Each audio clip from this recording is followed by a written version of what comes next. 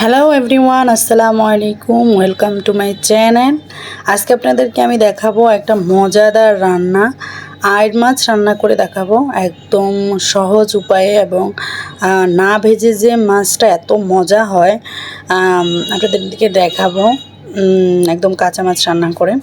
এই তো ফার্স্টে আমি প্যানে তেল দিয়ে দিলাম, তেল দিয়ে তারপরে দিয়ে দিলাম পেঁয়াজ। এখানে 4-5টা পেঁয়াজ রয়েছে মিডিয়াম সাইজের।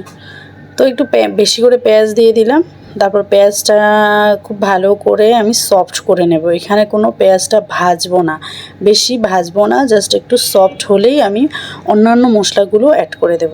এই তো সফট হয়ে গেছে। এখন আমি অ্যাড করে দিলাম আদা রসুনের পেস্টটা দিয়ে এখন এটাকে একটু ভালো করে ভেজে নেব, মানে হালকা ভেজে নেব।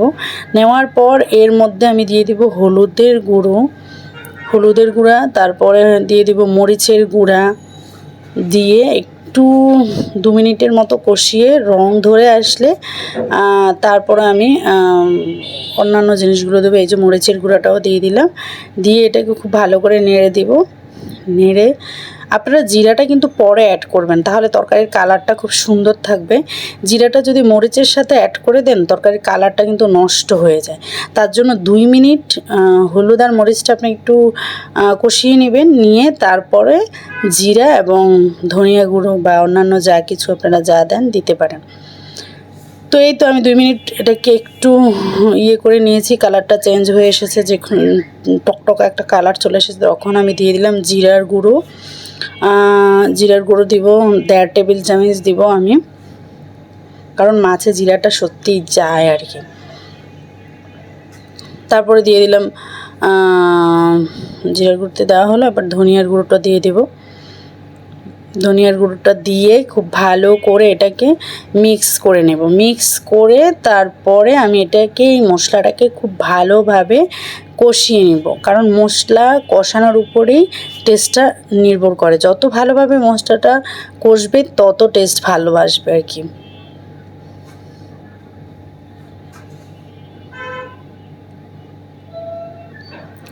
এই তো আমি এটাকে কষিয়ে নিলাম খুব সুন্দরভাবে, মশলাটাকে একদম কষিয়ে নিয়েছি, উপরে তেল চলে এসেছে। লবণটা দিতে ভুলে গেছি, লবণটা দিয়ে নিলাম। তারপরে আবার এটাকে একটু ভালো করে কষিয়ে নিব, উপরে তেল উঠে আসা পর্যন্ত এটাকে খুব ভালো করে আমি কষাবো, তাহলে তরকারির টেস্টটা খুব ভালো আসবে।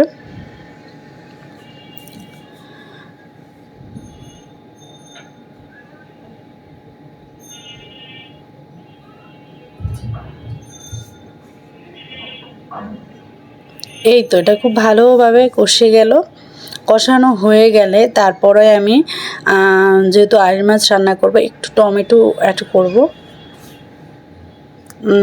টমেটোটা দিলে আসলে যখন কাঁচা মাছ রান্না করবেন টমেটোটা দিলে সত্যিই খুব টেস্ট আসে।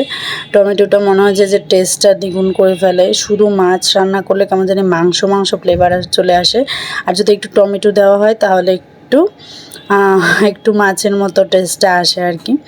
আগে তো আমাদের মা চাচিরা রান্না করতে দেখতাম যে শুধু কাঁচা তেল দিয়ে কাঁচা মশলা দিয়ে মেখে মাছটাকে বসিয়ে দিত, আমাদের মতো এত কষাতো না।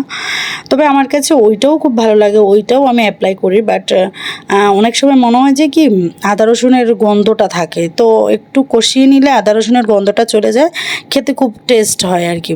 নাহলে ওই কাঁচা গন্ধটা স্মেলটা যখন মুখে আসে, নাকে আসে, আসলে খাবার রুচিটাই চলে যায়। এই তো আমি টমেটোটাকেও একটু ভালো করে কষিয়ে নিয়েছি, কষিয়ে তারপরে আলু দিয়ে দিলাম। আলুটাকেও আমি একটু কষিয়ে নিব, যেহেতু আলুটা সিদ্ধ হতে বেশি টাইম লাগবে। মাছটা তো আর সিদ্ধ হতে বেশি টাইম নেয় না, আলুটা সিদ্ধ হতে একটু টাইম নেবে। তার জন্য আলুটাকে আমি আগে খুব ভালোভাবে ভেজে কষিয়ে নিচ্ছি, যাতে ভাল লাগে আর কি, মাছের সাথে খুব ব্যালেন্স হয়। এই তো আলুটাকেও খুব সুন্দরভাবে আমি কষিয়ে নিয়েছি। উপরে দেখতে পাচ্ছেন একদম তেল চলে এসেছে আর কি, একদম পারফেক্টভাবে মশলাটা কষানো হয়ে গেছে। এর থেকেই বোঝা যায় কি মশলাটা খুব ভালোভাবে কষিয়েছে। আর বিশ্বাস করেন এটা খেয়ে আমার যে এত টেস্ট লেগেছে, এখনও মুখে লেগে আছে। আমি তো ভয়েস ওভার দিচ্ছি, এখনও মুখে লেগে আছে, এত টেস্টি হয়েছে খাবারটা। এই তো আমি আইর মাছগুলো ভালো করে ধুয়ে নিয়েছি, ধুয়ে এখন উপরে বিছিয়ে দিব। আইর মাছগুলো দেখতে পাচ্ছেন কাঁচায় আমি ভাজিনি, এটাকে ভালো করে মিক্স করে আবারও আমি মাছগুলোকে কষিয়ে নিব, যেহেতু মশলা টশলা মাছের মধ্যে ঢুকে খুব ভালো লাগে। আর এরকম তাজা মাছ না, এরকম নদীর মাছ তাজা মাছগুলো না একদম আপনি মশলা ছাড়া রান্না করলেও খুব টেস্ট হয়। তবে এই পদ্ধতিটাতে একবার রান্না করে খেয়ে দেখবেন, এত টেস্টি কি বলবো, মানে আমার মুখে এখনও লেগে আছে, আপনাদেরকে আমি কি বলবো, মানে এত মজা হয়েছে আসলে, খেতে খুবই টেস্টি হয়েছে। এই তো খুব ভালো করে আমি এটাকে কষিয়ে নিচ্ছি, তারপর আমি এটাকে ঢাকা দিয়ে আরেকটু ভালো করে কষিয়ে নেব, কষিয়ে নিয়ে তারপরে আমি গরম পানিটা অ্যাড করব।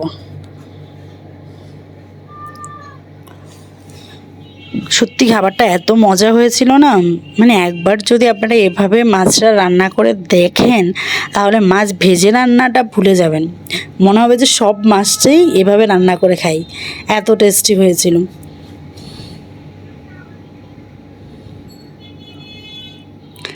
এই তো যখন এরকম কষানো হয়ে যাবে তখন আপনি একটু গরম পানি অ্যাড করে দেবেন। আমি একটু পানি অ্যাড করে দিয়েছি, অল্প পরিমাণেই দিলাম, যেহেতু আমি বেশি একটা ঝোল রাখবো না, মানে একটু অল্প করেই দিলাম। এখন ভালো করে আমি এটাকে একটু নেড়ে চেড়ে দেবো যেন তলানিতে না লেগে যায়। নিয়ে এরপরে আমি এটাকে ঢাকনা দিয়ে প্রায় ধরুন 10 মিনিটের মতো রান্না করব, বাস হয়ে যাবে, একদম অনেক সুন্দর হয়ে যাবে, খেতে পারবেন।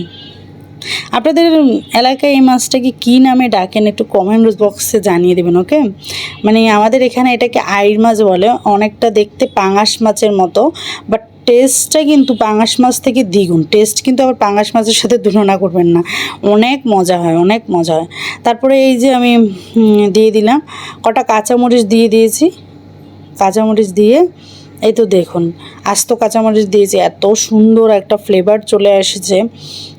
তারপরে দেখুন এখনও টকবক করে ফুটছে, এই গরম ঝোল দিয়ে ভাত খেতে যে কি টেস্টি, আহা হা হা। আচ্ছা, সবাই ভালো থাকবেন, সুস্থ থাকবেন, আমার জন্য দোয়া করবেন। আল্লাহ হাফেজ।